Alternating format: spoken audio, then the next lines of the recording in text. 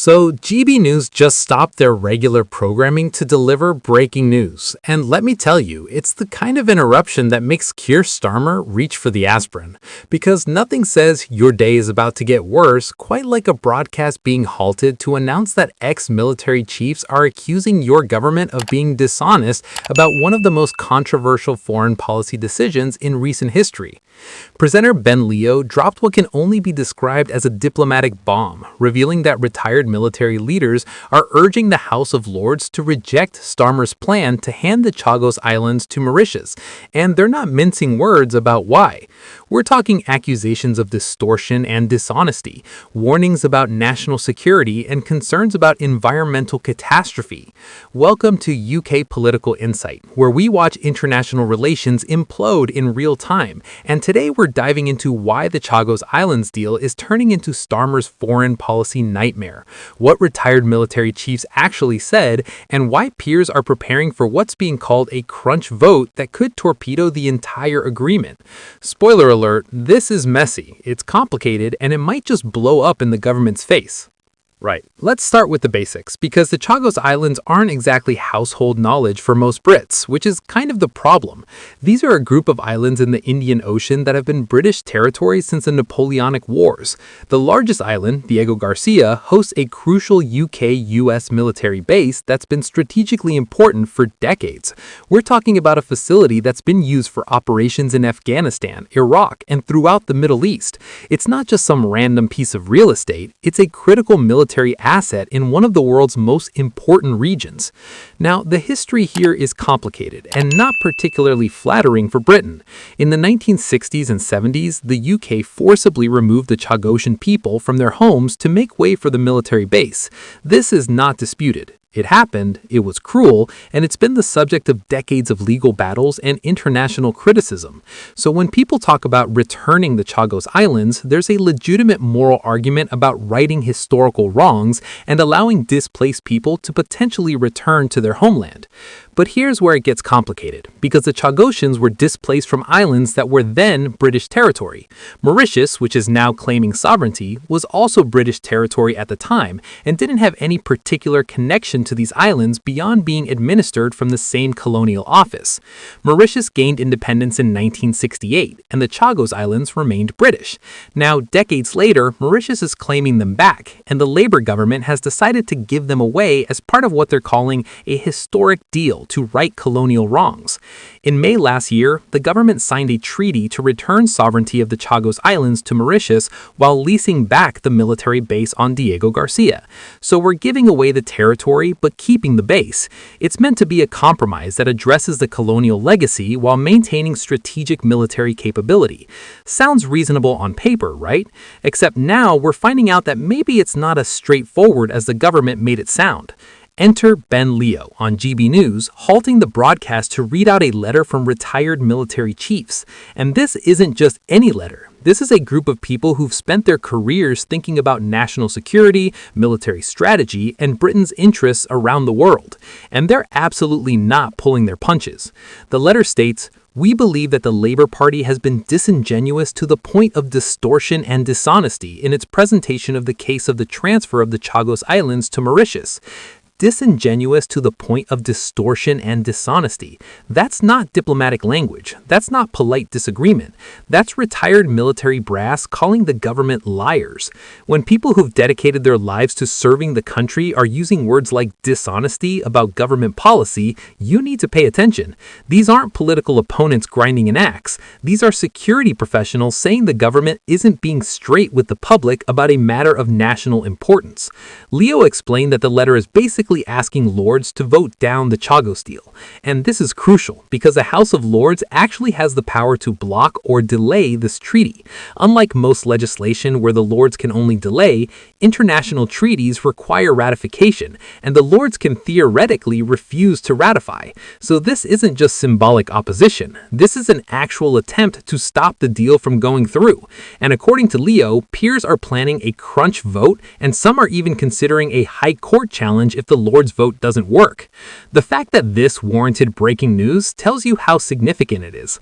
GB News doesn't halt programming for minor political squabbles. This is a major foreign policy decision being challenged by credible voices with serious concerns about national security, and the timing is particularly awkward for Starmer because he's already facing criticism from multiple directions about his handling of international relations.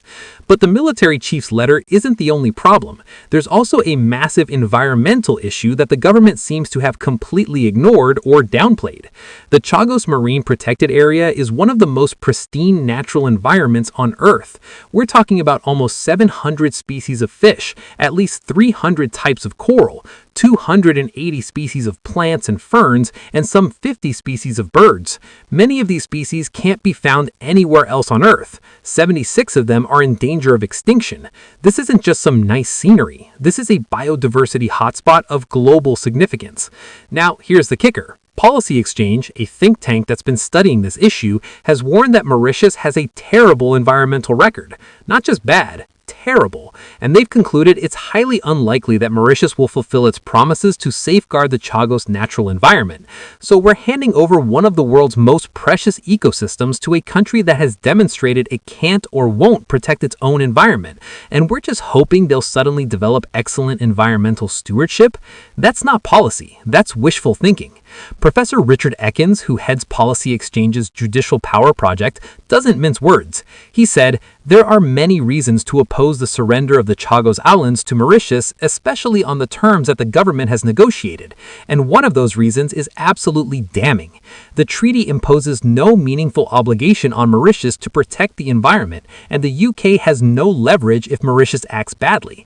Parliament cannot responsibly authorize ratification of the treaty under these circumstances." Let that sink in. We're giving away sovereignty over a globally important ecosystem with no meaningful environmental protections in the treaty and no way to enforce compliance if Mauritius decides to, allow commercial fishing, build resorts, or generally trash the place. It's like giving your car to someone with a terrible driving record and no insurance, and just hoping they'll be careful with it. Except instead of a car, it's an irreplaceable natural environment, and instead of one person, it affects species that exist nowhere else on Earth.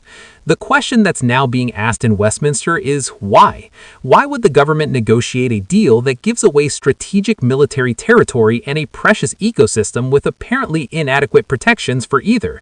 And this is where the accusations of dishonesty become relevant, because if the government knew about these problems and downplayed them to get the deal through, that's dishonest. If they didn't know about them, that's incompetent.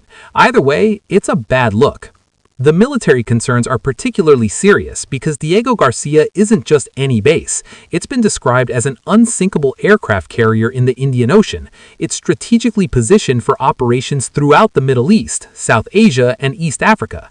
It's been crucial for decades of military operations. And yes, the government says they're leasing it back, but leasing is very different from owning. Leases can be renegotiated. Terms can change. What happens 50 years when the lease expires? What happens if Mauritius decides to dramatically increase the lease payments? Or what if they decide they don't want to renew at all? The retired military chiefs clearly think the government hasn't adequately protected British interests in these negotiations, and when people with their experience and knowledge are saying that publicly, it suggests the deal might be far worse than the government is admitting. The fact that they're specifically accusing Labour of distortion and dishonesty means they think the government has been deliberately misleading about the terms of the deal or implications.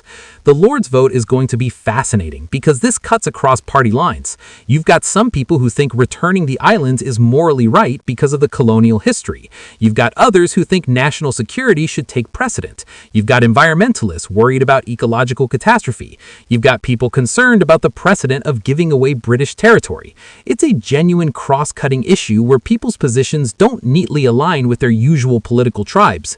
And here's what makes it particularly awkward for Starmer. This isn't a conservative policy he's stuck with. This is his government's deal. Labour negotiated this. Labour signed the treaty. Labour is pushing for ratification. So if it turns out the deal is terrible, if it genuinely threatens national security or environmental protection, that's entirely on them. They can't blame the Conservatives for this one. They own it completely.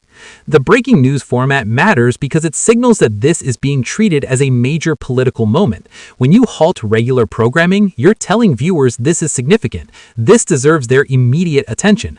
And GB News choosing to do this for the Chagos letter suggests they think this could be a turning point in the debate.